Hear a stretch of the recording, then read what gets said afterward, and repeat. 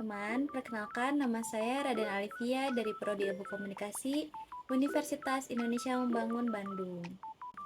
Kali ini kita akan membahas tentang komunikasi efektif, sebuah materi yang sangat penting dalam psikologi komunikasi sosial dan pastinya sangat berguna pada kehidupan sehari-hari, terutama sebagai mahasiswa. Karena manusia adalah makhluk sosial yang saling membutuhkan dan saling berinteraksi satu sama lain, maka komunikasi adalah cara utama untuk membangun hubungan antar individu. Komunikasi efektif sangat penting dalam situasi ini, karena memastikan bahwa pesan yang disampaikan benar-benar yang dimaksud pengirim, sehingga memperkuat hubungan antar individu. Komunikasi efektif ini membantu membangun kepercayaan, menciptakan suasana yang damai, dan mendukung kerjasama dalam hubungan sosial. Dengan demikian, komunikasi efektif memungkinkan orang mengungkapkan kebutuhan, perasaan, dan pendapat mereka dengan jelas, mengurangi resiko kesalahpahaman, dan meningkatkan pengertian mereka satu sama lain. Dengan kata lain, komunikasi efektif adalah dasar untuk membangun hubungan sosial yang sehat dan produktif. Komunikasi efektif adalah komunikasi yang pesannya dapat disampaikan, diterima, dan dipahami oleh penerima sebagaimana maksud yang dituju. Dalam proses ini terdapat 3 unsur, yaitu pengirim pesan, isi pesan, dan penerima pesan. Misalnya, ketika kita mengingatkan teman mengenai jadwal kuliah yang berubah, pengirim pesan adalah orang yang menyampaikan informasi. Lalu, isi pesan adalah informasi jadwal kuliah yang berubah. Dan penerima pesan adalah teman yang diberi informasi tersebut.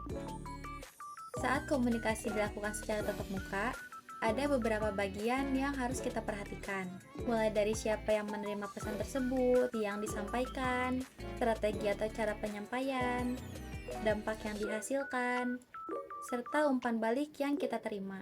Contohnya saat dosen memberi materi di kelas, mahasiswa dapat menerima materi, dan mahasiswa bisa langsung bertanya jika kurang paham.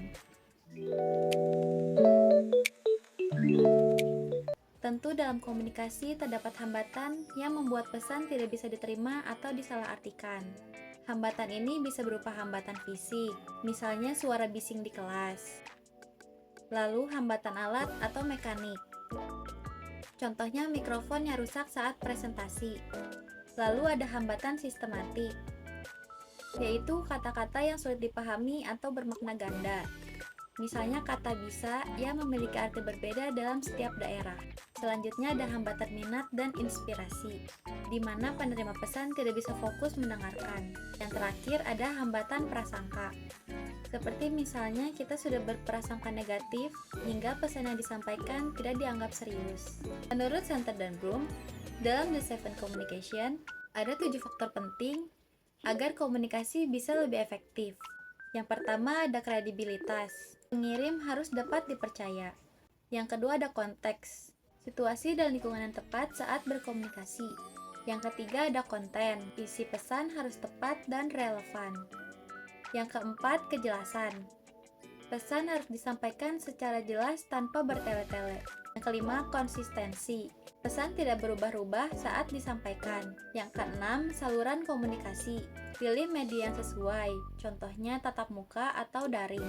Yang ketujuh, kapabilitas halayak, menyesuaikan pesan dengan karakteristik penerima, seperti bahasa yang bisa mudah untuk dimengerti.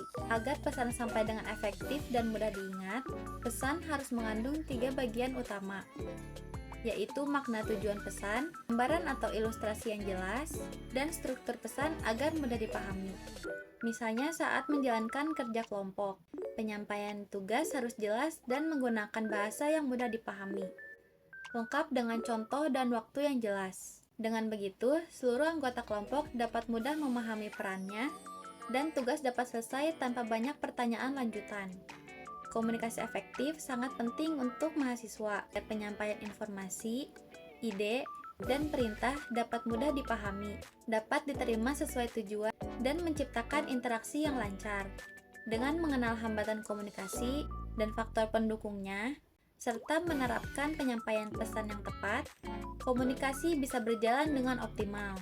Semoga materi psikologi komunikasi ini dapat bermanfaat dan mampu meningkatkan komunikasi secara profesional dan efektif. Terima kasih.